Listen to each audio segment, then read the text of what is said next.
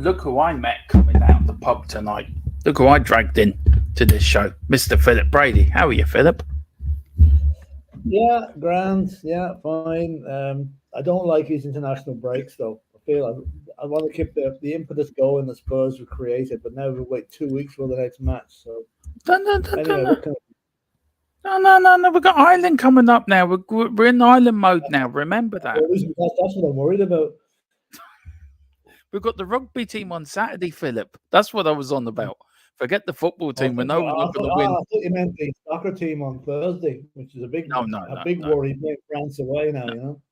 Yeah, look, that could be Stephen Kenny's last game. If they lose against the French, I want them gone before the Dutch game. I'm telling you that. He won't be there. Come on, you know bloody well he'll still be there till the end of the qualifying. He's not just because you don't want him there doesn't mean they're going to sack him, you know. Well, I'm already making my Kenny out banner to bring with me up to Mount Everest, and I'm going to leave it there. See what happens. There you go. But anyway, Philip, I'll stick it under my jumper. I'll bring it inside now. I'll stick it in my backpack. Anyway, how are you? Anyway, good weekend. Yeah. Yeah. Watched a lot of sport. In golf and football, and I watched a lot of sports, and I think I watched the Spurs game about 3 times actually, just to make sure I wasn't dreaming the first time around. Yeah, because we haven't had a chance to talk about it, have we? Because of I haven't. We've been off the air since. I've been off the air since Friday. So I must say it was okay. I was a bit worried after 5 minutes when we went goal down, and I thought, Burnley's never an easy place to go, but tell you the way they reacted, and I mean, and I have to say, Pedro Porro produced 2 of the passes of the season. The first one over the top to put Son away for his first goal, and then the second one to get for his hat-trick goal. That pass was, I haven't seen a better assist all season as that. So, you know, the whole team played very well. There wasn't a weak link in it, and you know, Burnley couldn't live with us, and Vincent Kompany admitted that he could not live with us in the second half. So. And also, Philip, we've got a bit of breaking news this evening. Not one, but 2 Tottenham players have gone. And one in Dombelli's found himself a new kebab house in Turkey, in Istanbul. And Sanchez has also joined on a permanent basis to Galatasaray. So that's 2 out the door, Philip. So that's not bad, is it? Well, I think one's out the door, definitely gone, right? And the other one, I hope that the obligation to buy clause is as watertight as humanly possible, because I have an awful feeling if it's not, he's going to be back with us now. You know, I was asking the question to me earlier, Philip. Look, for me, are we just kicking this can down the road? We keep doing this. Went to Napoli last year, to somebody else the year before, and we keep kicking this can down the road. When are we ever going to learn? But it's not us done. We're trying to get rid of him. Nobody wants to buy him because they know what he's like. They know what his attitude's like. They know he's lazy. They know he doesn't really impose himself on games. So they'll take him on loan. He might suit the Turkish league, actually. He might suit it. But I thought the best thing about it is Galatasaray must be paying a fair proportion of his wages, which Mm, gets that much off our books. And that's probably the biggest thing about it. No, but better, half a loaf is better than no bread yeah. for a season. Hopefully they buy him at the end of the season. Yeah. Is it also, Philip, a way of I think getting bad people out of the club? Do you know, bad atmosphere, bad attitude sort of Yeah. at the club. Now we know we've got Luis and Dyer still there, but are we very slowly getting the complete toxic players out of the club? Yeah, yeah. Well, look at it this way. We did mention there was three toxic players, Lloris, Yeah. Dyer, and Ndombele. They've got rid of Ndombele, right? The other two not showing any signs of going yet, and I don't think they probably will, unless Saudi picks up Hugo Lloris. But one thing I'm going to say this, and it might sound controversial on this, I want to say thanks to Davinson Sanchez for what he did. I know he wasn't our favourite player, and he made mistakes, and he missed a penalty, but at least he had the balls to take the penalty at Fulham the other day. And I mean, he was always a wholehearted trier, and I felt absolutely sick for him last winter, or last season when he was booed off the pitch by our own fans. I thought that was disgusting, and I wish him well wherever he goes. I'm sure he has success there because there's a good player in there. He just wasn't able to show for us. But good luck to him. Do you think, Philip, it was more? Look, I'm not defending the booing. It was disgusting. It was out of order. I agree to 100%.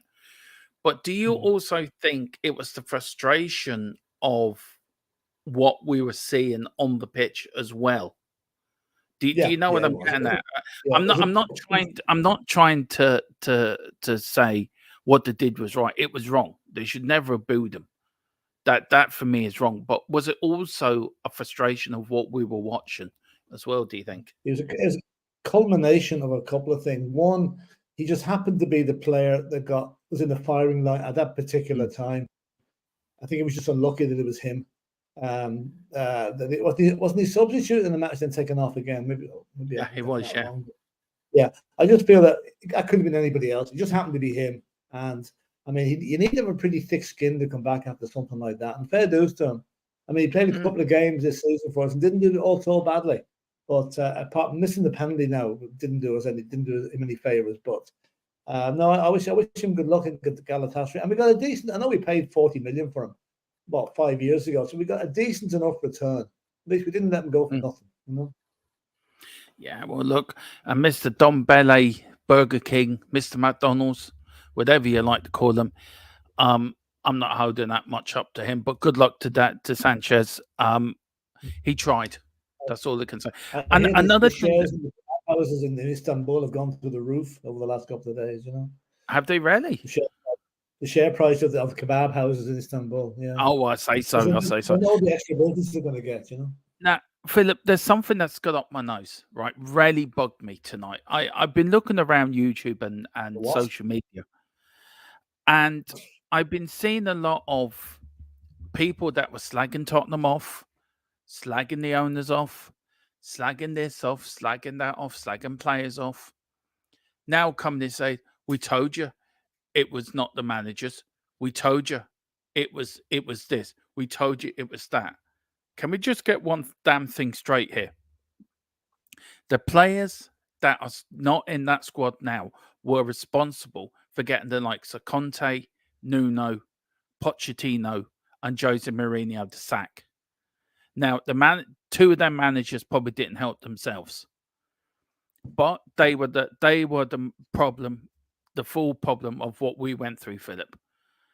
Now we're seeing it's a whole different squad, a whole different players. There was only 3 players, Philip, from started at Burnley that started last season.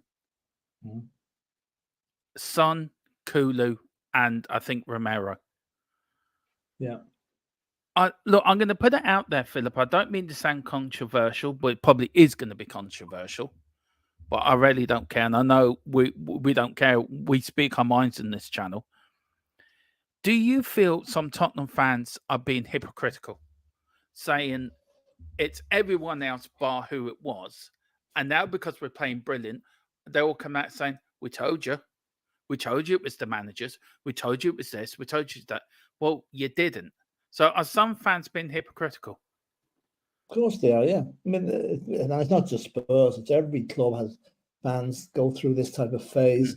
I mean, we're seeing that we bought 7 new players this summer, right? mm, I mean, we all expected there would be changes at the club, and it would take a while. And just done it in 3 games, 4 games, which is quite unbelievable. mm, And yet there are still. I'm reading the negativity.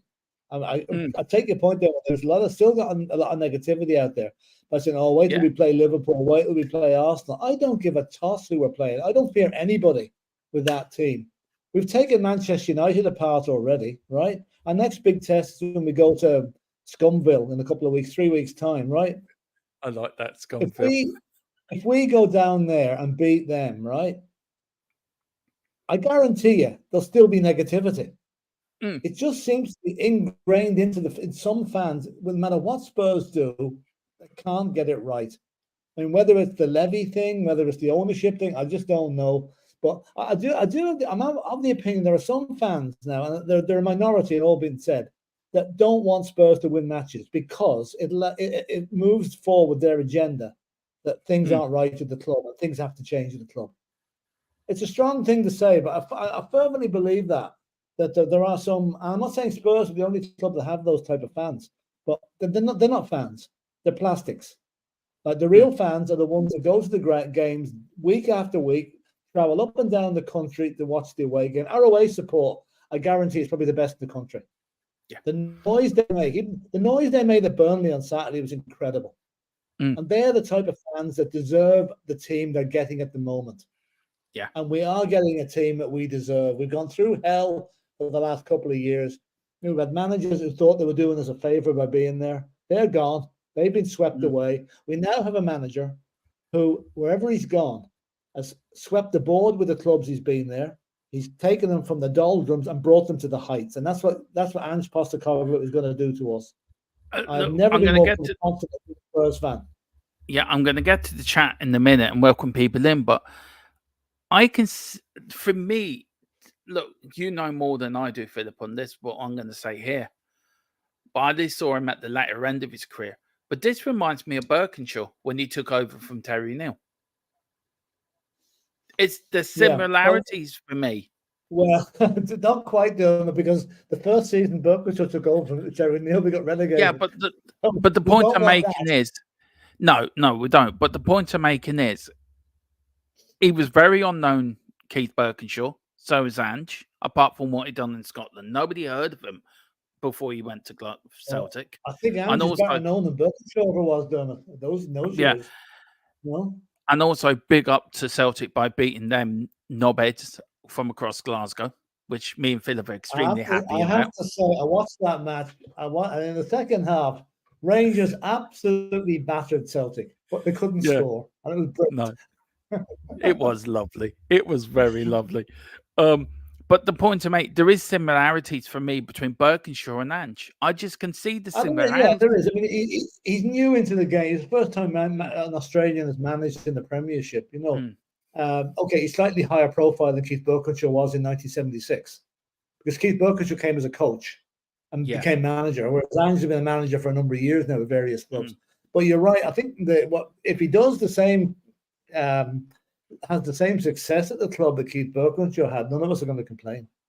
no. I mean, he's to have the fans singing your name in the second Mm, match of the season, or the first match of the season, even mm. is something quite amazing. It took a lot longer than that for Pochettino's name to be sung, if I remember Yeah, correctly. it did. It You know, really did. and even Anyway, Robbie Williams has done a song for Ange. You know, I love that. I love that. I'm yeah. gonna find that and download it and put it up on our YouTube channel. Want to welcome a few people in, Philip, before we get going. We've got Mia. Smash the damn like button. Big up Mia as well. Got Carl Simpson in. Good evening, guys. Hope you are well. Hello, everyone in the chat. We've got Mia. I need to go and sleep now. Ah, damn children back at school tomorrow.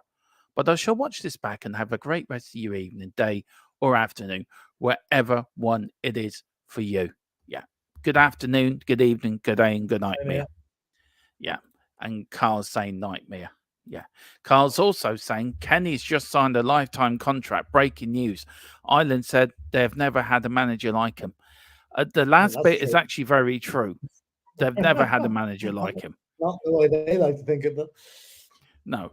Um, Wednesday, Philip, we are doing the podcast, but Thursday at 4, we are doing the build up to the Ireland France game. So Yeah. you'll hear pretty of Auntie Kenny and what my thoughts on that situation is. I look forward to that. By the way, Got I'm watching that match from behind the couch, by the way. Yeah. Well, I'm hoping to have our new scoreboard open up for that game, Philip. That's my plan. So I'm hoping Does it have enough digits on it? Yeah, about 25-0. We Yeah. will kick it down the road until the end of next season. Then you're going to free. That's true. And Carl's also saying that I've heard the chances are this week we will release Lloris. I've heard that as well. That's the best way. That's the best way for Lloris to go. Just can't. He's got 1 year to go. Let him go on a free transfer. Yeah. We've got Carl saying fans of every club are flip flops. It's just the way it is. It is. That's what I was saying. Yeah. We've got Carl Simpson. Man United fans are losing it. Takeover gone. They are buying Spurs. ETH out. Win a couple of games, it would be all okay. I want to get onto that. I'm going to star that, Philip, because I want to get onto that because I feel, I feel my own opinion on it is, we will go into depth on it. Man United are falling apart at the seams, and God bless Colin being away on holiday. Hope it's not ruining his holiday. We've got Colin. That goal shouldn't have been disallowed, though. Even though I am a Celtic fan, I think I have to agree, Carl. It was very soft. It was very soft. I will disagree, Philip, and of course I am, and I'm going to. No, it was right to be disallowed because it was Rangers who scored it. Well, put it like this: if that had been a Spurs goal and been disallowed, would you still say it should have been disallowed? No. It's just because it's Rangers. You know what? I know. And we've got Tyler. Big up, Tyler. I haven't seen you before, so welcome to the channel, sir. It says, "Hey, Dermot and Philip, how are you guys doing tonight? Hope you had a good Monday." Yeah, I had a good Monday. Been busy earlier with the show earlier with Mia. Poor Philip was at a funeral today for a friend of his, so we're here to cheer Philip up, really, and just I'm all right. I'm all right now. Show him a bit of love and support, and try to. I'm just tired after driving in that heat today. That was probably the biggest part. Yeah. He was still complaining, guys, about the pig M&Ms. I'm telling you, I'm getting on to Colin when he gets back off his holiday. This is not good enough. But big up, Tyler. If you are new, please hit the like button, hit the subscription button. Also, pick up your memberships as well. Talking of memberships, Philip, we have the latest of our pools league table after game week 4. Now, do you want to take us through? These going to go across the bottom of the screen. So, do you want to take us who's leading? And this is the leaderboard after 4 games. Wayne is in front. If Colin is second, Ole is third, DJ Samuel is fourth, Peter M is next, then Roy, then Chris, then Joe, NL, Paul, Nathan, Lee, KPV, Joseph, Neil, and disabled team is bottom of 78. That's after 4 rounds of matches. So it's close enough. There's only a point in it. Colin was leading last week. He's not leading anymore.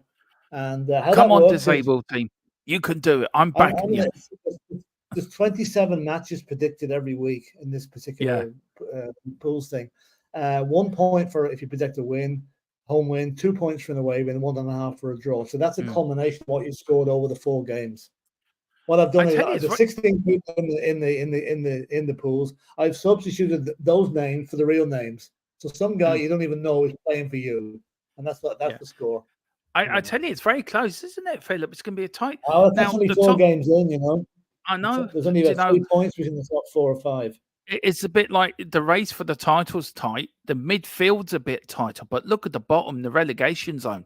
That looks pretty tasty. But the disabled team, you're going to have to do a little bit there, man. Come on. One game, one win. If you win it, one particular week, you get 5 bonus points. You can put you really up to the league. So Yeah. Brian says, "Sorry to hear you lost someone close to you, Philip. Thoughts are with you." Thanks, Brian. Thanks very much. I was a friend for years. Yeah. Did Parrott get called up for the Ireland squad? I think he did, actually. I haven't seen that squad. I was thinking that question myself. Right, I think he did. Has been called up as well. I'm going to check now. I think he did. I He was think he, beaten. His team lost on Saturday anyway in Holland. yeah. Beaten 3-1. Do you want to do the next one? And I know you've been in before, Tyler, so I do. Yeah, I forget. Tyler was Sorry. in before, so yeah. Carl, this is why I couldn't enter it. I would have smashed it. Of course you would, Carl. No bother to you. Well, listen, Carl, if you do get a membership now, if you're not already a member, there is a new competition starting on the first Saturday back in the Premier League. So get your memberships. There's a new competition. Let's see now. Do you want to keep going on the That's all the chat now. That's all the chat. There's one more there. Punk Rock New Zealand. Oh, sorry, I see on the screen. Yeah, but that's a new one. Punk Rock NZ New Zealand. Yeah. It must be very early in the morning for you at the moment, sir. But hi, you know. Yeah. Nice to see you. And then Carl says, cool. I will get it sorted. Yeah, there is a lovely prize. The winner of this competition gets a Hotspur 1 membership for next season, but the new the prize, it's actually Norman Giller's book is the prize on the second one. He says, sources for your news, or do you just make it up, boys? You know. Yeah, me and Philip just, me and Philip we just sit here making it up all day. Of course we do. Yeah. No, me and Philip get together about 5 minutes before go on, and we so what we're going to talk about, Philip. I tell you what, I'm just looking through the Sun or the Irish Mirror here. I tell you what, let's just make something up. Our sources last week, Yeah. Our sources are reliable. Just go back to the Harry Kane. We broke it here first that Harry Kane is leaving. So, look, I'm going to put you on timeout or ban out. You muppet yourself. There you go. You're banned now. God. Right. Anyway. Yeah. There you go. And it says, I don't think Parrott got a call up. Just check the squad. Yeah, that's a I don't shame. think he did actually. No. I think they brought in a couple of young lads instead of him. So that shows you how far he's fallen down the pecking order at Ireland. And Carl to come in. He says, that would be cool if you made it up on the spot. What would be your top news?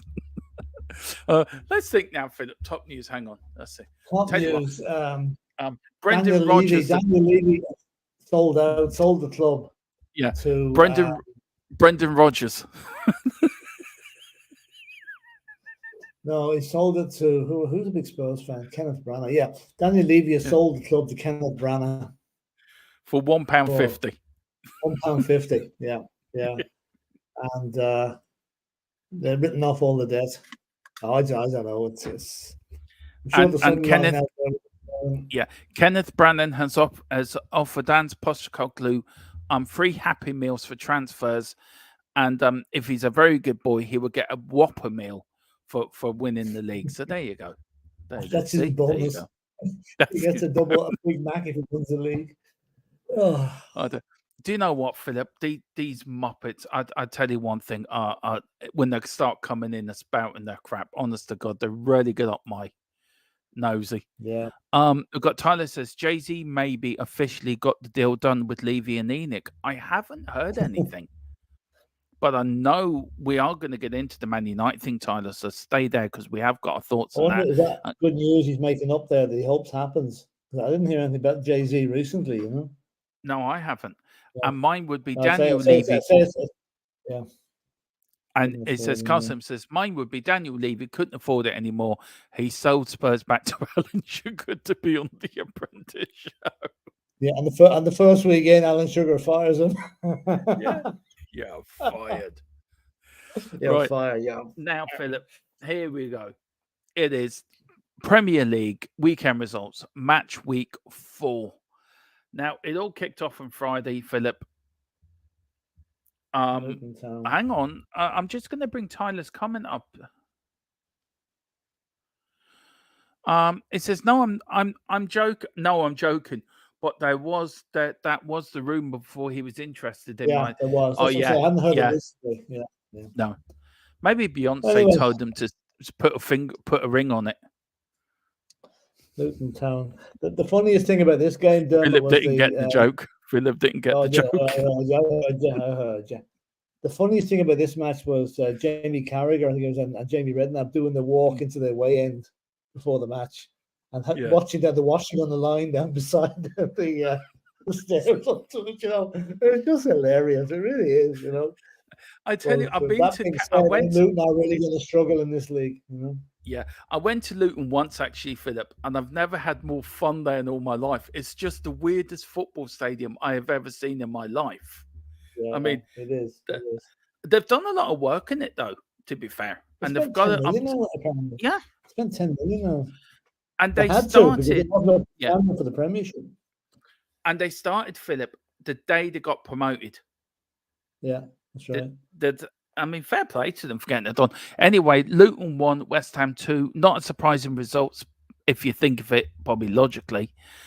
Did they give West Ham the trophy yet? I mean, they've given the championship, the Premiership trophy. Because according to the Yeah, fans, have won it already. I heard Barney the dinosaur and Dino got lost around Luton. Apparently got stuck in the red light area in Luton, and they haven't been seen since. David Pleat rescued them and brought them back to East London, I think. It was David Pleat that was giving them a guided tour. Yeah. Oh dear. I don't know. Apparently, Allegedly. allegedly, and apparently, Bedfordshire police haven't made any statement, but unofficially they have said Dino and Barney are still answering their questions. So we'll have to see what happens. But anyway, It's going to be are you extra surprised by the result, Philip? Not really. No, I mean, you know, I'm no West Ham fan. I mean, that was a relatively straightforward win for them. You know, Luton are definitely going to struggle this season. They're not even getting the pace of the Premiership right just yet. You know, West Ham should have won by more. Yeah, Carl says, I think they should do the halftime punditry from the bedroom of the house. Look over getting throat. It's gas. Oh, it really is. I love it. Really is. I can't wait for Spurs to go there, Philip. We could fly into Luton Airport, get a bus to the ground, watch the match, get a bus back to Luton Airport, and get a flight back to Dublin. Jeez, I'd say with a capacity of 10,000, Spurs be lucky to get 900 seats for that game. Yeah. Now, these were the Saturday games, Philip. Of course, the biggest one for us is 5-2 at Burnley, which Philip thought I said wrong before the stream. What I meant to say was the surprising result of the day was the Forest Chelsea game, but Philip thought I said it was the best result of the day, which I just didn't get my words out right. He gave me a stern talking to, and put me in my place, and now I know where I have to do. We leave Tottenham to last, Philip, because that's where we put our attentions. Sheffield United 2, Everton 2. Look, Everton lucky to get away with a point, in my opinion. But it is their first point of the season. It was like an old throwback game. There was really blood and thunder. There was nothing given, nothing asked for. It was a good game. And Jordan Pickford made an absolutely astonishing double save at the end there to keep the Everton in a point. It really was a great save. And and we're playing Sheffield United next, and they'll be tricky opponents, but I think we should be too good for them. Yeah. For me, look, for me, Everton and Sheffield United are both going to struggle. There's no doubt about that. And I think Everton are in a relegation battle, whether they like it or not. Look, Brentford, Bournemouth, again, probably an even game, probably a 6-pointer or a middle of the team. Scoreline for that sort of a game. You know, two decent teams now. I have to say, two we played already this season. So we got them out of the way for a while. But I think it was, as far as I know, Brentford scored first, and Bournemouth went 2-1 up, and then Brentford equalised. So that was kind of a topsy-turvy sort of a match. Yeah. Now, this for me, Philip, is a surprise of the Forest 1, Chelsea 0. Look, I'm going to take this off here, Philip, because there is a question in the chat, and it is worth sort of talking about. Look, is Poch under pressure already? I mean, for me, I think he is. For me, I don't think Todd Bowley's going to wait around to see if Poch can turn this around. Now, I was speaking to a few people saying to me, Philip, that he will be given time. He will turn it around. I don't think he will because there's too many new players there. Now, everyone can say to me, well, Forest did the same. It's different at Chelsea. Chelsea, you're expected to win the league. You're expected to qualify for the Champions League, Philip. If they're not in a European contention place by Christmas, can you see Poch being sacked? Well, my initial reaction when he was appointed was he wouldn't last till Christmas. Christmas will be the longer you'll get there. Chelsea at the minute, they are a collection of footballers. They are not a team. No. They have so many players that signed up for that team. I don't know how they're going to get away with it, for one thing.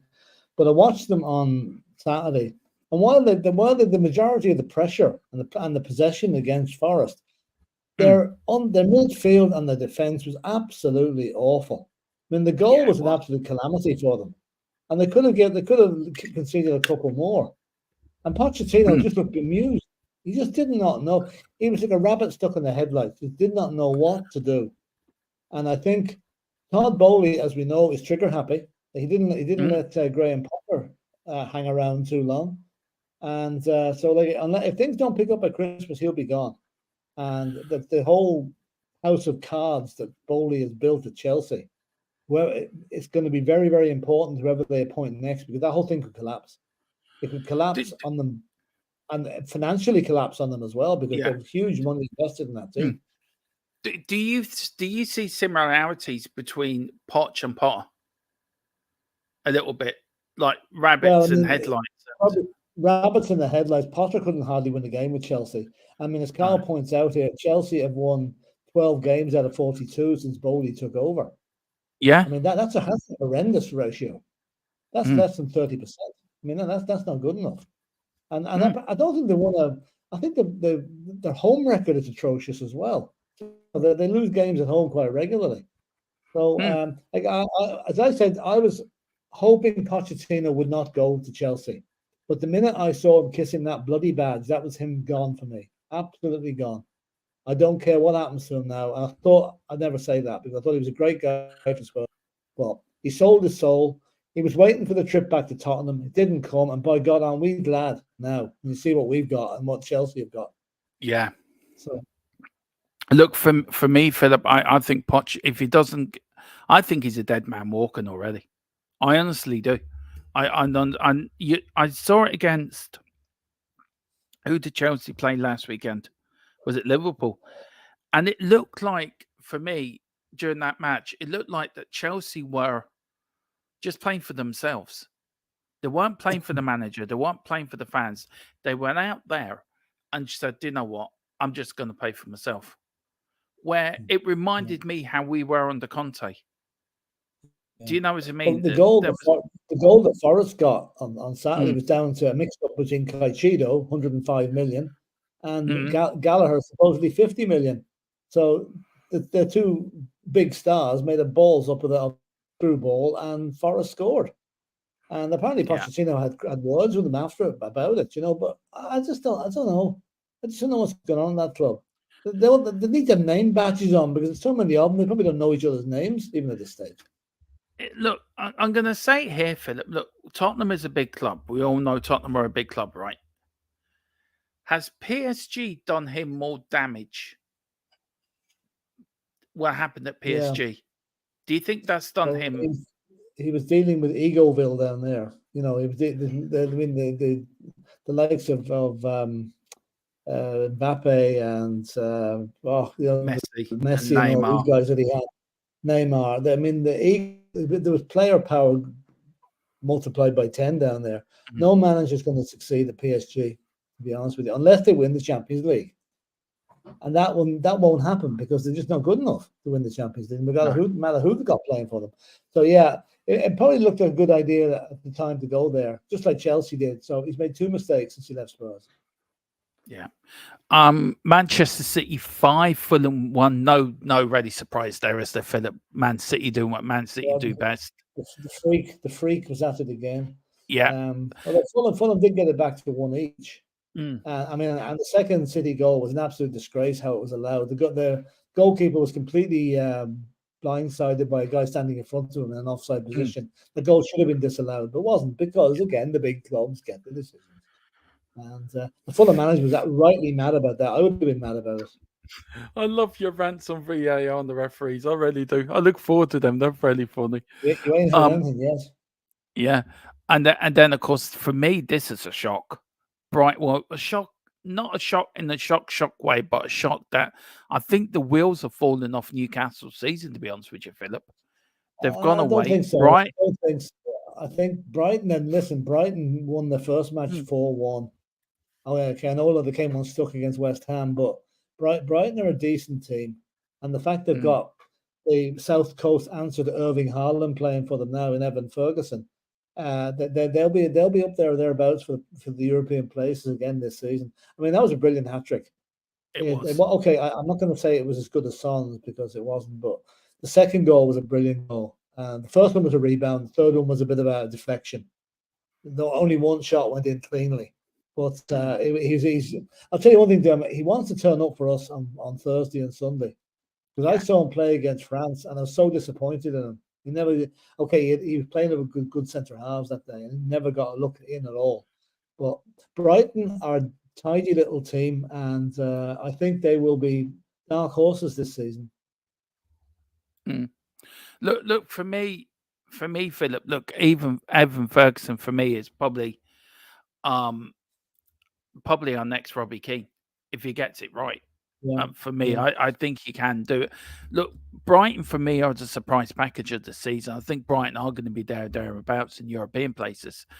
The only But thing is, Dermot, the fact that they're not used to playing in Europe, the extra mm, match on a Thursday night could affect their league form. So, it takes a good team to cater for the strength, the vigors of playing in Europe, especially if yeah, say you're playing away in Azerbaijan on a Thursday and then you're playing up in Sheffield on Sunday. Not easy to do. So that's going to be a drain on their squad. and this is where squad rotation comes in as well, Philip. And you Yeah, have to that's have right. a That's big it. That's squad it. to cope with it Yeah, all. And then, of course, we come to the big one, the only team that's worth talking about because Tottenham Hotspur went all up to Turf Moor, laid to rest the Conte debacle that happened up there in that wet yeah. Tuesday evening when he threw his toys out the pram and everyone thought he was resigning there and then. Um, Maybe we should have realised what was going to come down the line, but 5-2, Sonny hat trick, Madison with a wonder goal, Mhm. and Romero for me got a blinder as well. Vicario played brilliant. The defense was Well, brilliant. Um, the whole team was brilliant, and just got his purring like yes. a like a Ferrari. We're like a Ferrari now, a top end Yeah. Ferrari. We're purring. We're playing the The, Tottenham way.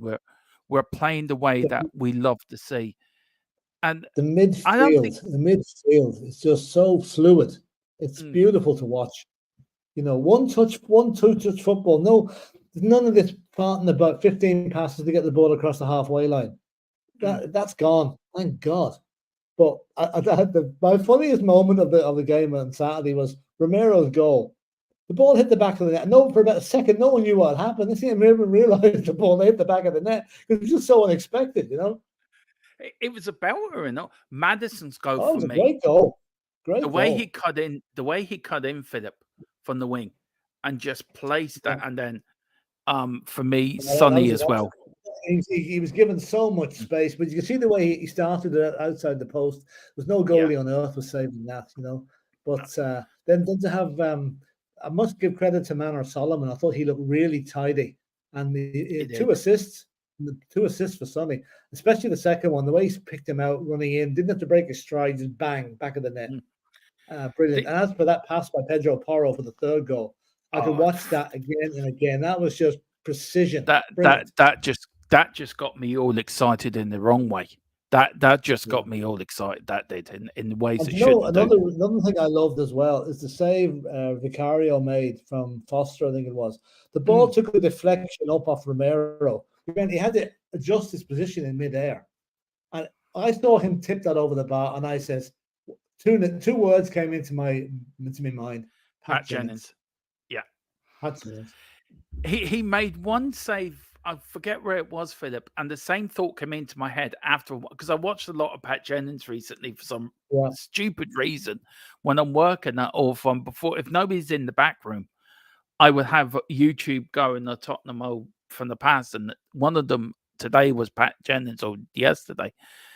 He yeah, reminds me so much of Pat Jennings. Now, if he can get anywhere near to Pat Jennings, by yeah. Jesus, we have a man.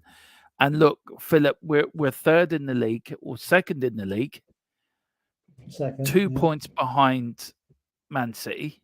true. We Yeah, Ange is the fourth manager. I think he's in the bracket now with Glenn Hoddle, Conte, and Harry Redknapp.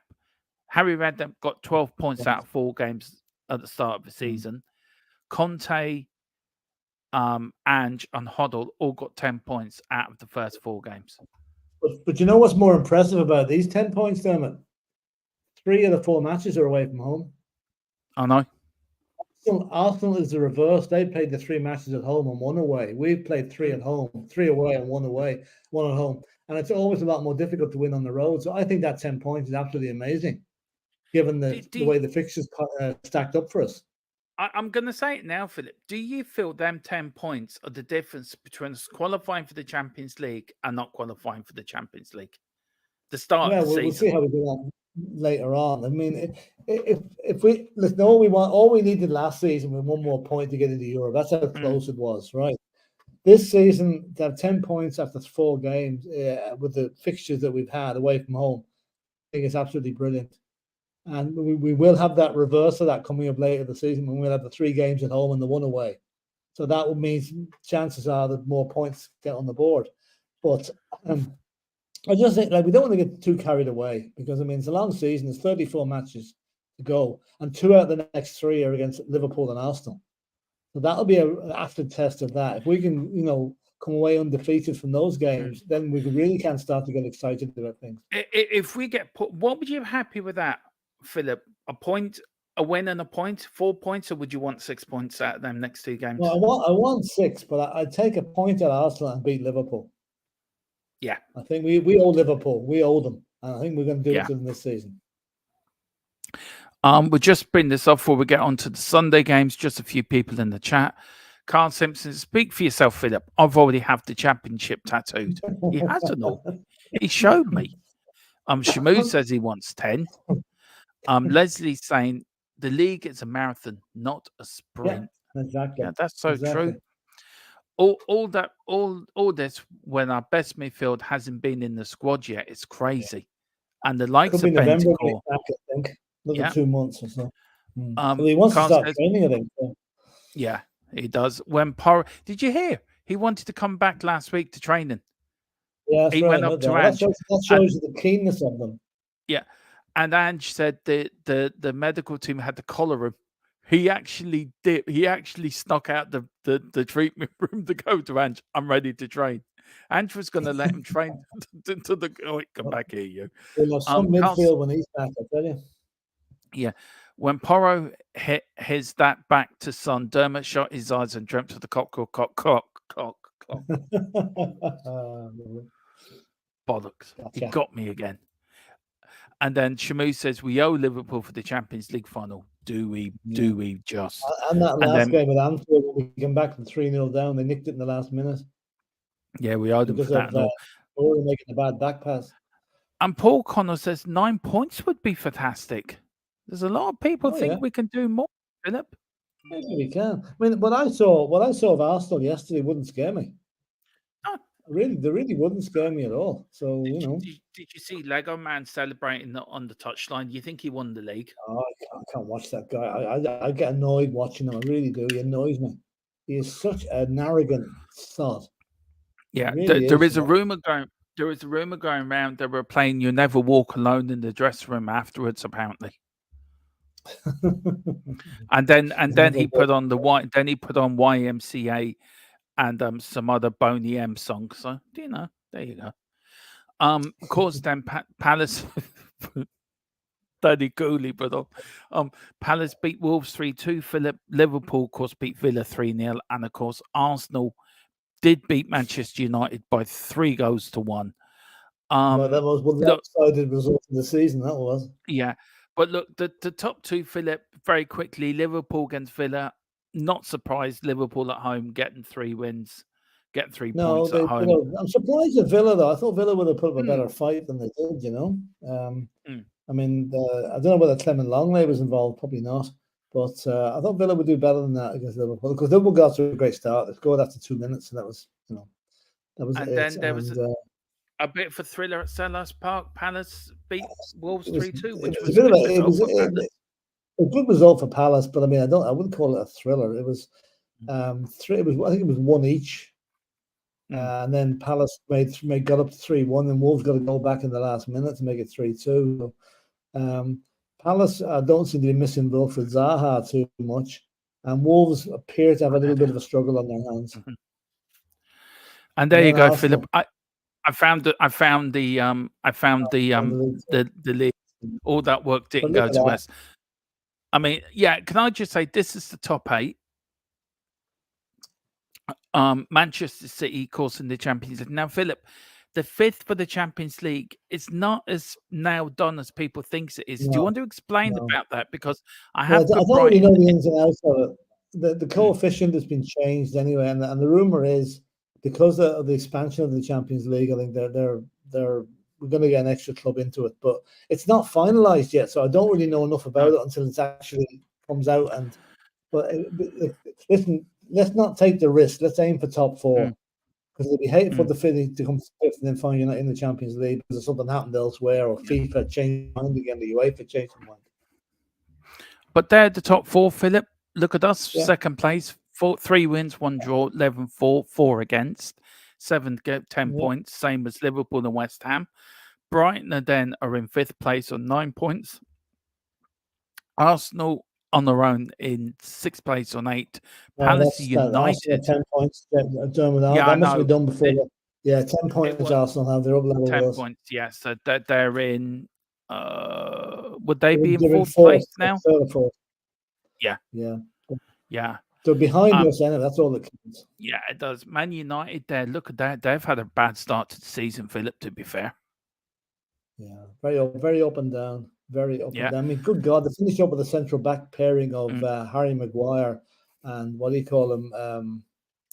The Northern Ireland international. What do you call him? Oh, Johnny Evans. Johnny Evans. I mean, good God. Yeah. He signed a new 1-year contract. He did, yeah, he did. There's Chelsea. Look at the defense. Look at Chelsea. There. Look at Newcastle. I mean, that for me is a horrible start for Newcastle. Yeah. I think Newcastle will get better now.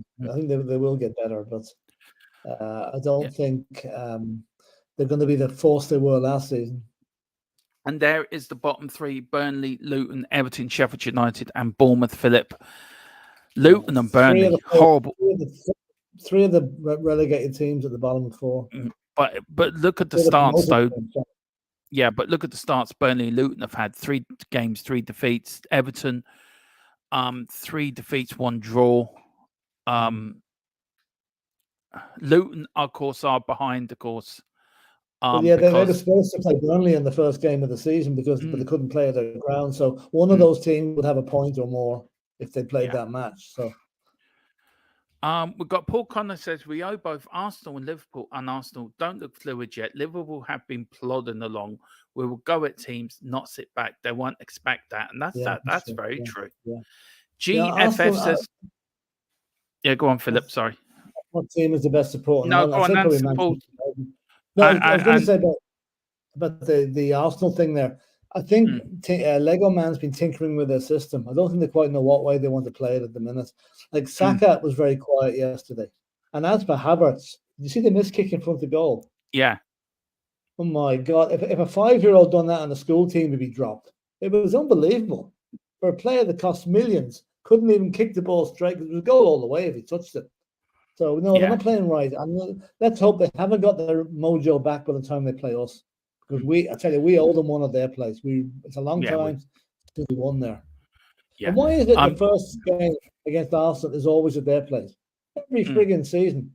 We never get a go at them first at the stadium, our stadium. Yeah. GFF says, what team has the best support in Ireland? I think it's really Man between Man United or United and Liverpool. Liverpool. Yeah, Yeah. it is. Yeah. And Celtic as well. Them three Oh teams, yeah, I think. yeah. Though I did see a Wolves fan in Gory today. Oh, Proudly wearing a Wolves top, would you believe it?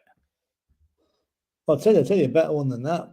I was in Boston in America about 5 years ago, meeting up with a relative, and he was an Everton fan, and he said, "Come to this pub and we'll go and watch the match." And we went to a pub in Boston, and there was a coven. There was about 20 Wolves fans sitting in the corner watching the match. 20 Wolves fans in Boston, couldn't believe it. I know. Carl says, I would imagine Liverpool in Ireland. Yeah. More than Celtic. I don't think Celtic's very big in Dublin. I think Philip really. Yeah, I'd say Liverpool have it because more people follow the Premiership than the Scottish League. So I think Liverpool probably have it. He's asking, are Celtic that well supported in Ireland these days? They are. Yeah, pretty much so. Yeah, they're good following. Leslie Crawford says, Man United, Liverpool, Arsenal, all well supported. I know Arsenal. No accounting for taste, is there? Yeah, there is no. Well, you can tell you how do Wexford's Tottenham anyway. That is for sure. Shamu says Arsenal 5th, West Ham 4th. There you go. That's what we'd like to see. And he says, I read a lot of Irish people don't like Celtic nowadays. Maybe that's the Brendan Rodgers thing. A lot of them didn't forgive him for walking out on them the last time, so maybe that's got something to do with it. And a lot of fans haven't forgiven Postecoglou either, so they're very fickle. No, that's true. Yeah. And Shamu says, I think the Saudis will lose patience with Howe and get someone with a bit of European experience. How long do you think they'll give He's a good manager. I think he's a good manager. How long do you think they'll give him, Philip, for the do pull the bullet? Well, Bullet will cut his hands off. I don't know. Come on now, play nicely. Christmas, play nicely. Maybe Christmas. Play nicely now. We'll be taken down, Philip. Come on now, play nicely. No, it's still Christmas. Yeah. No, yeah. No, you got out of that. Look. Also, what news broke over the weekend, Philip? Manchester United. The Glazers have taken United. I bet there's a lot of discontent in Manchester over this. Now, this is what's happened. The Glazers took United off the table. They have now funding from an investor that's came in and invested in them. Now, my own theory to this, Philip, now, I'd love to know what your theory is, but my own theory to this is Jim Ratcliffe has done a deal with the Glazers to invest and not to buy the club, but to invest within the club to keep them there. That's my own thoughts on it. Possibly, Dermot. It's going to make Jim Ratcliffe very unpopular with the Man United fans if he got into bed with the Glazers because they want shot of them. They want them gone out of the club. Yeah, so nothing's going to change there. No, he was going to keep them there if he bought the club anyway. So yeah, but I mean, I don't think that's going to go down very well at all. I mean, you saw how big the protest was there last week, and it's like I can only hope now that possibly the emphasis might or the focus might shift onto Tottenham now. Yeah, that maybe we're next up, and we might actually get a buyer coming down for us. Well, apparently West Ham are being looked at as well. That should take all of 5 minutes. Remember, West Ham are not as attractive a proposition because they don't own their stadium. West Ham are only renting their stadium, so anyone buying West Ham isn't buying bricks and mortar. They're just buying a team of bubbles. And Barney and Dino the dinosaur. Yeah. Providing they get bail. No, well, I got breaking news in that the Bedfordshire police have been granted extra 24 hours to question them over what they were doing up there. Apparently, Dino has. Yeah, I actually have. I have. Yeah, I have a friend. Actually, the guy I work with is a Rangers fan, and he's also.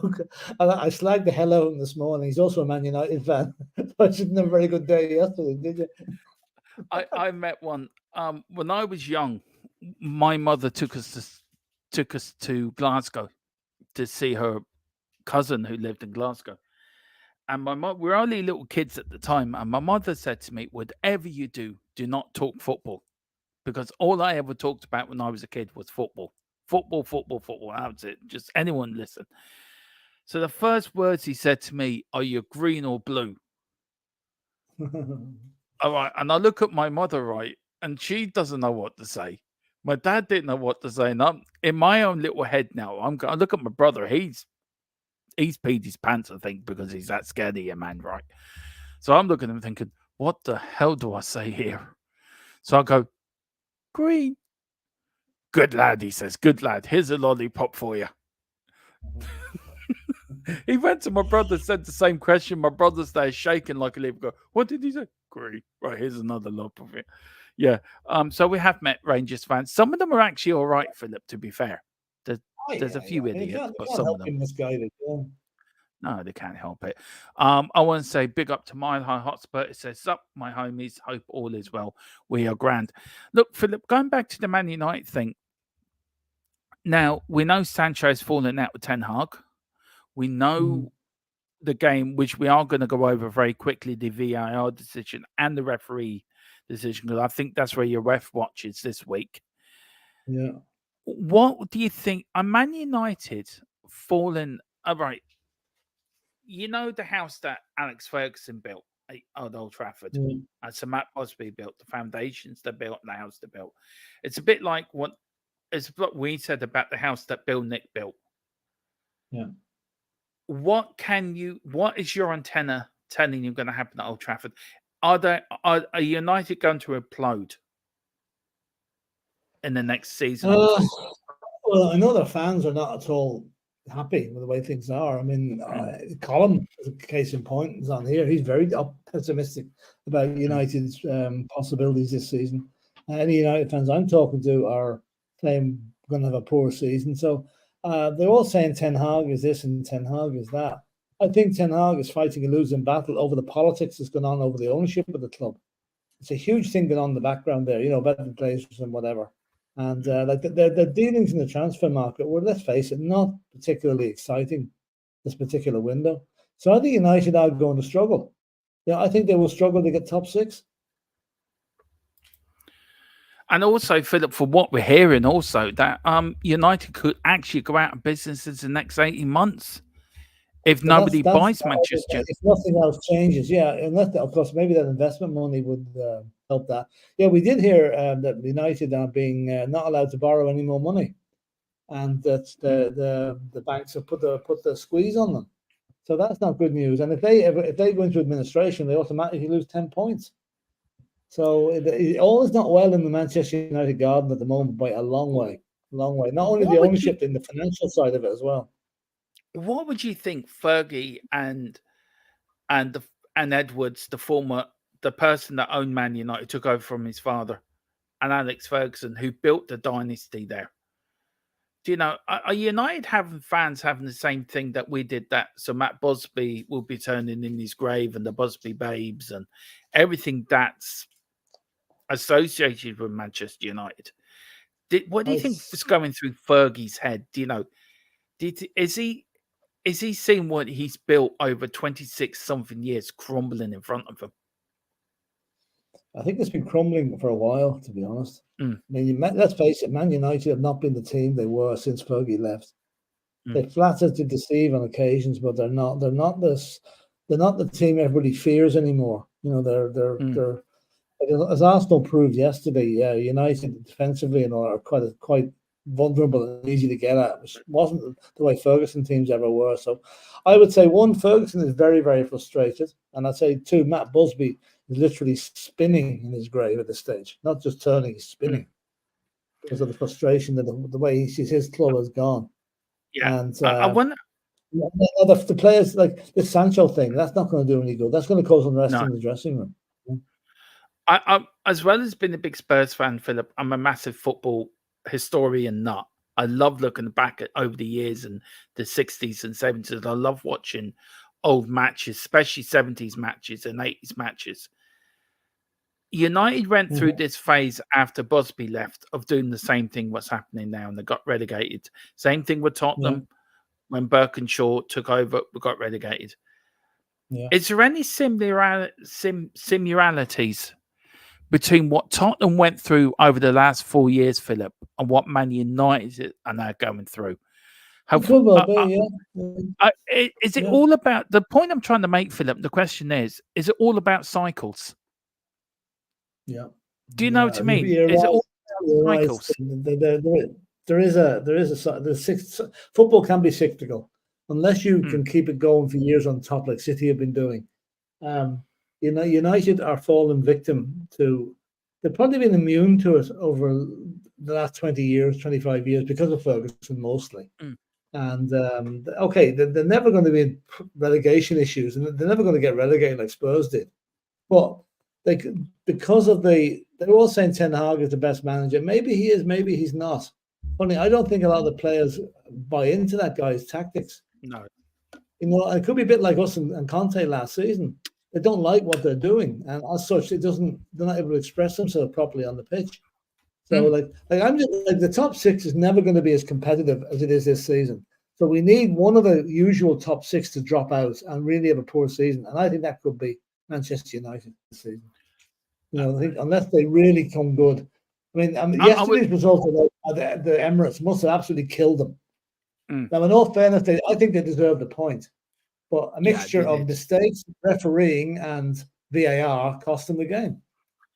I would love to do we will probably do a podcast one week, Philip, on teams in the 70s and where they were and do you know the difference between them now?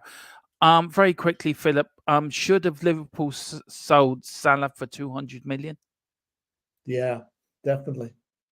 I mean, you can't turn down 200 million for any player, no matter who he is. It's madness. It's crazy money. Absolutely ridiculous money. And I think Salah, they have another couple of days left. I think the 7th of September, the 3 days left. And I think Liverpool are bracing themselves for another offer. But nobody in my mind is worth 200 million. And 1.5 million a week, come on.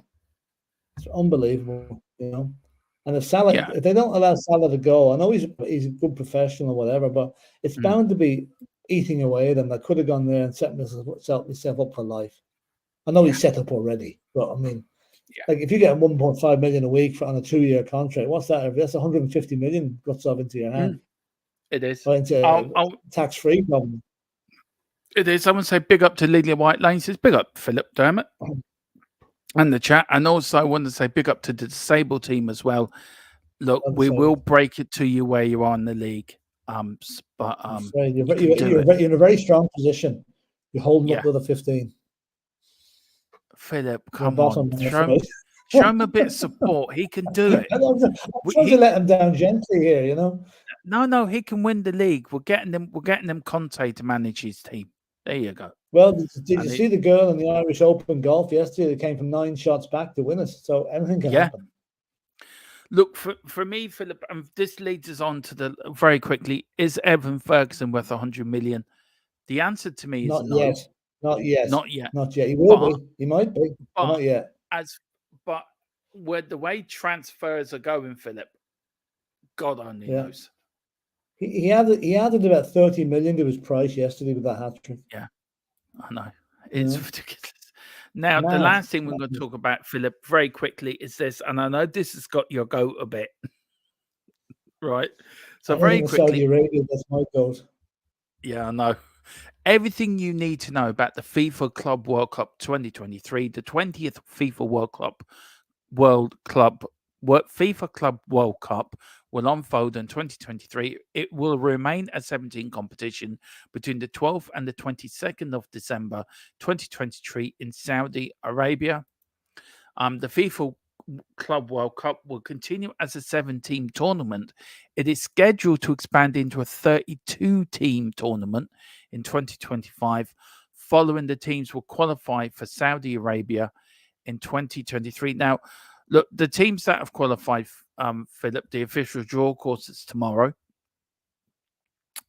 And the teams that have qualified are the AFC Champions League, Rwanda Reds of Japan, Al Hilal FC Egypt, Club Leon Mexico.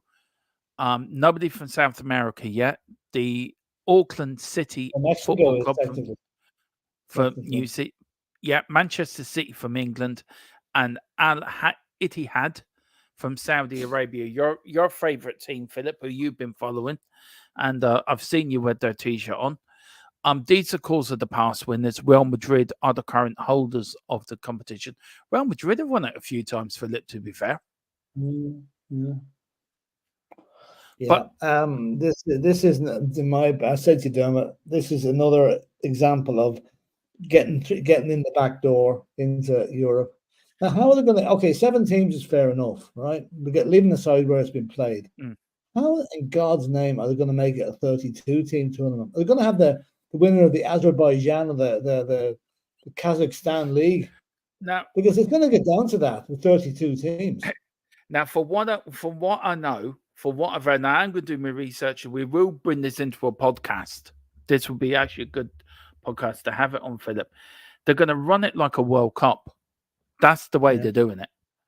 This is Infantino's way of getting the World Cup every 2 years, only is for club sides. Exactly. And that's the point I was just about to make. Now, look, we all know today are judged throughout 2 bribery cases against FIFA, threw them out of court in America. So threw them out completely. No envelope changed hands, no doubt. No. Do you feel? Have you? Trying to think of a good question here, Philip, but I think this is one. I'm trying to get it right in my head first. Have you lost faith in football, or have you lost faith in how football is run? No, I never lose faith in football. I've never had any faith in the people that run it. That's probably the best way of answering that. Because they've shown in the past they're all self-serving, corrupt officials who will put their hand in the till for their own betterment and get away with it probably then when it goes to court, as happened to Blatter and Platini. And so, yeah, I mean, it's a great game run by idiots. That's the best way of putting it. So, how would you look? You look at the FAI. What happened there? That's another subject completely. Run by complete muppets, more than it. It's too kind of a word for them, Philip. They're run like now Neil Shafton here, right? Neil, don't get me started on that. Did you accept the manager job with Team Trump? They're perfect for this tournament. Yeah, he has accepted as Team Trump's manager. I'm going as his assistant. We're leaving the channel to Mia and Carl Simpson. Me and Philip are going off the path. He promised to pay us at the end. Did you not get the money up front? No, he doesn't. Donald Trump doesn't pay anybody. Well, I ain't going. I'm staying where I am. You can go, man. I ain't going. Don't trust the baldy kid. Anyway, he is kindly sponsoring our channel, which we will give him in a few minutes. We will give him a. He doesn't know it, but he is. Yeah, he is. Yeah, with his lovely picture. We've got a gift there with a heart. It says GB Heart Island with a handshake. I'm not sure he's going to like it, what I'm about to say next, but big up GGFF. You talk about football associations, Philip, very quickly. I'm waiting.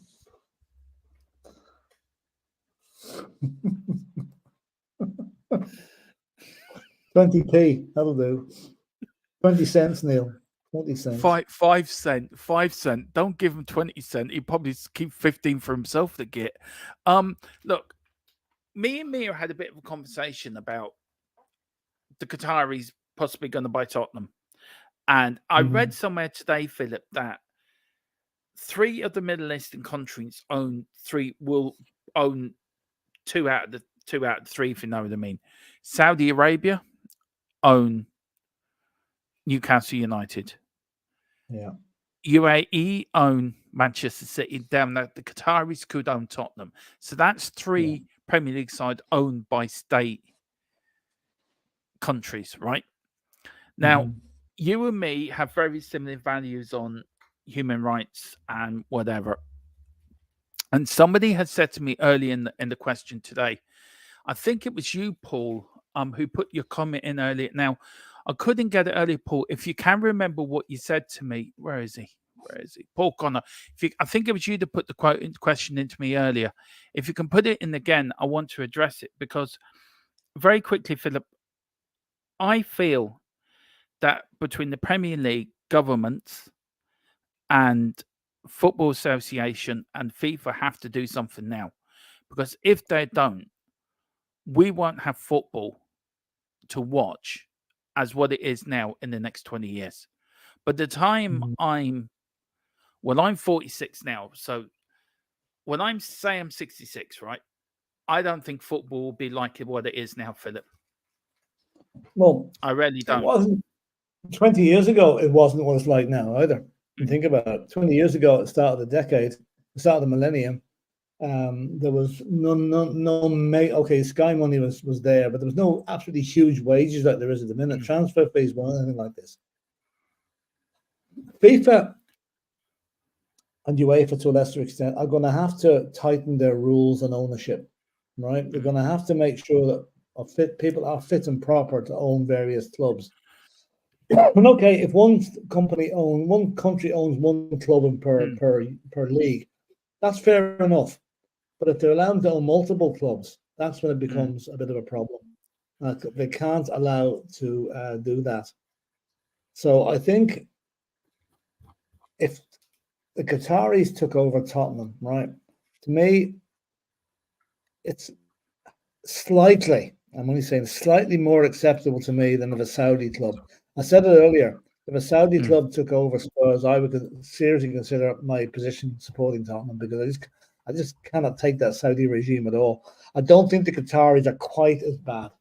Now, I'm open to correction on that, but from what I've heard, they're not quite as bad. They don't execute numbers of 81 people on a particular day in March that they did this year.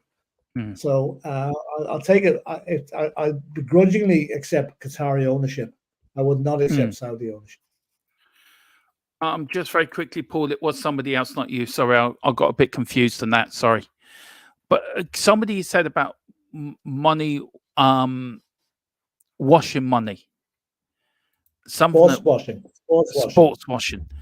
And somebody said to me in the chat, now hang on, somebody said, just let me get to somebody said to me in chat that I was actually giving it a pass. Which, you know my thoughts on this. We've always been critical of that. We've been very critical of it. I mean, sports washing is one way of money laundering. It's another way, another word for money laundering. I told you how much the Saudi put aside for their world domination of sport, 160 billion. And they've only scratched the surface at the minute. So there's a lot more to come. This is only starting now. It'll be American football next, what you say, baseball, if it's not already. So every major sport around this world, the Saudis will try and get in there and take over. Will they buy the Premier League? Well, they can buy the Premier League, but they can't buy all the clubs. You know, what are they going to do if they buy the Premier League, really? What's it going to do? You know, they can buy a league and it's going to operate the way it is without major changes, unless they bring in major changes, which probably won't be allowed because the clubs have to vote on all these changes. So they could buy the Premier League too, and maybe their money could be put to good use. But I don't know. I think they'll probably expand out into other countries before they do that.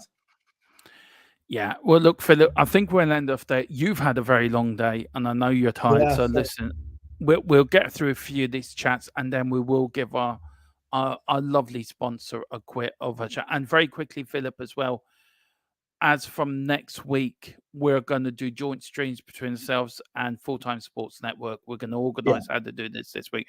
We are in partnership as from now with them. So that is our partner channel. So everyone get over there. We've got Neil Shafton said money laundering. Yeah.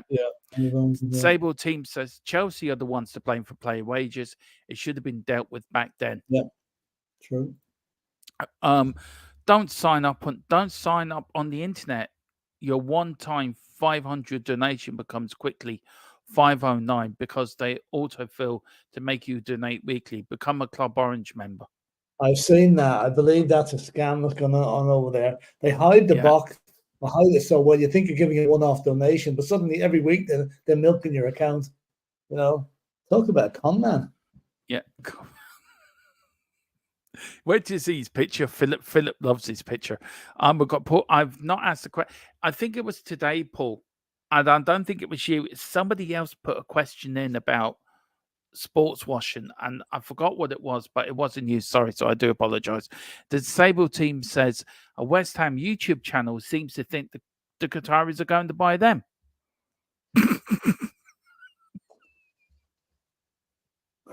Well, the YouTube channel or the club? They're more likely to buy the YouTube channel.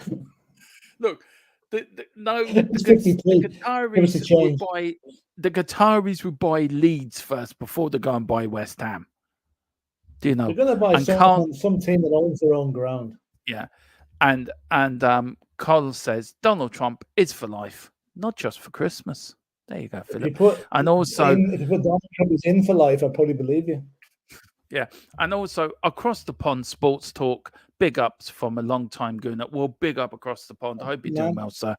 Yeah. And listen, when we do on North London, well, I was going to say, get in touch, and if you're around, we'll get you on for the post-match show, or join us for the watch along, which should be fun. Actually, I wouldn't mind having 2 Arsenal fans for the watch along, Philip. That will be a bit of fun. That would be spicy. And the Sabre team, that's crazy. What, the Donald Trump or the Qataris? No, apparently they've offered 215 million for Salah. There you go. They got to take it, Philip.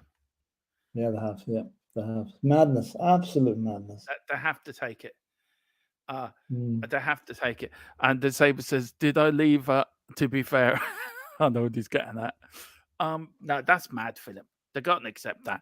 Well, Philip, of course, this channel has come a long way since its days. And let me get this right, because I always play the music too loud when I do this. Hang on.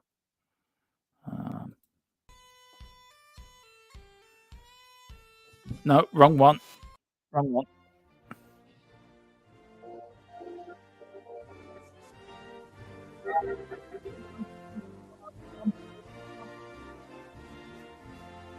There you go. Do you want to tell people what this man does for us? Wouldn't do anything for me, anyway, that's for sure. He tries to scare your kids with a look like that. I think maybe that's why I put it. Yeah, my favourite politician in all the world appearing in a jail near you shortly with a bit of luck. Don't even go around. Apparently, he was telling people not to use that image on Twitter and make money off it because he's making money off it. But apparently, the photograph is a copyright of the Fulton Jail in Alabama or in Georgia. But they could sue him to breach of copyright. So I don't know. It's mad. Oh no! I'll tell you one thing, Philip. It's the most funniest looking photo I've ever seen in my entire life. Oh God, love America, as Don King once said. Anyway, big up to Anyway, big up to your man. Anyway, hang on, let me turn that off. I'll take his picture off now. That'll give kids nightmares. Anyway, I have to go to bed. I'm tired. There's his other picture. That's what it looks like when he wakes up first thing in the morning. First thing in the morning, before the hairdryer comes out, you know. Anyway, Philip, Carl says very quick, Neil Shafton, I hope he's Kello is Puerto Rico. You can throw toilet rolls at him. Yeah. And he said slowly, and then Carl Simpson said, look at that face, he just sprinkled.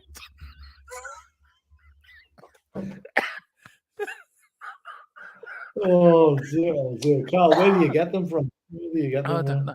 And then he says, Carl Simpson says, I don't think Klopp can. He's already walked. Yeah, he is already walking the tightrope. Philip, look, yeah, we're not on tomorrow, are we, sir? We're having the day off tomorrow. But we are back on Wednesday. Wednesday for news. For the podcast. Yeah, podcast Wednesday. What time are we doing the podcast? Is it 4:00? Yeah, about that. Yeah. So 4:00 normally for the clock podcast. Then Thursday we're doing the build up to the game, and then me and Philip are doing the watch along to Ireland versus France, and then we're on Friday we're doing the post match and the build up then to The only games I think around the grounds is on Saturday because there's loads of League One and League Two and Scottish games on. And then, of course, then you and me are at the match on Sunday, Philip, where we might actually go live at some point. Yeah, we should be able to from the top of the mountain. If you haven't seen yet. If I don't make it, Philip will film me dying as I just collapse and die from where we're sitting. I will send a picture of the seat where we are because it's absolutely hilarious. It's the very back of the back row on the top stand. I mean, you're literally watching dots running around the pitch. Now, seriously, it's a good view, but it's pretty high up now. Yeah. And just Carl Simpson says, tap Evan up on Sunday. Yeah, well, I'll get Philip to do that as I'm chasing Stephen Kenny around the pitch. We've got Neil Shafton. I hear his Truth Social. I heard that as well. That his Truth Social. End up owing 300 million by Friday, apparently. Pardon? If it's not taken by a bigger company or something like that. So. Fog. Another bankruptcy looms. Yeah. Anyway, Philip. Well, listen. Thank you very much for coming on tonight. I've really enjoyed that. As I said, we're not on tomorrow. Day off tomorrow for us. Philip, of course, does his Roger Taylor and his Phil Collins impression in Dublin. I'm having the day off. I'm going to hibernate, do work on the channel in the background, and then we are back. But any breaking news we will be on. So watch out for that. Thank you a lot, Philip, for coming on. Anything you want to say before we go, Philip? No. See you on Wednesday. And nice. I just can't wait for Sheffield United in 10 days' time or 12 days' time. It is. Your Godfather Talks is going to be up tonight as well. So that will be doing. Carl's got a little something for you as we finish. We've got Nielsen Mega, and then we've got Maga.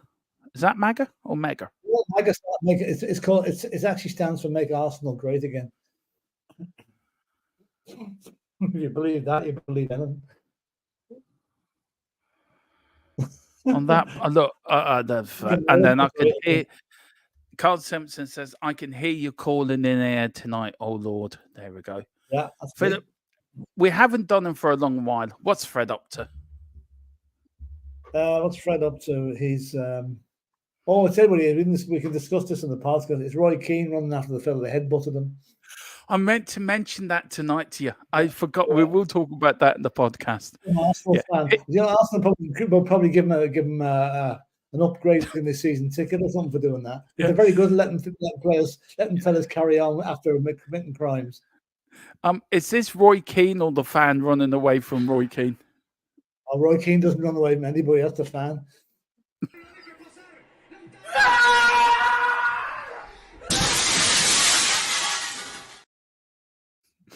On that bombshell, we'll see you on Wednesday. Take care. Have a lovely rest of the evening. Have a nice day tomorrow. We're back on Wednesday. Come on, you Spurs. In Big Ange we trust. Come on, you Spurs.